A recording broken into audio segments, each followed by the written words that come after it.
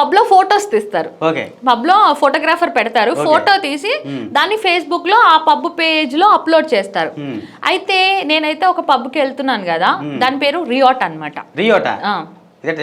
Riot అనే pub కి నేను వెళ్ళినప్పుడు ఆ పబ్ లో ఫోటోగ్రాఫర్ మరి అంటే ఎనిమీస్ కూడా ఉంటారు కదా నాకు.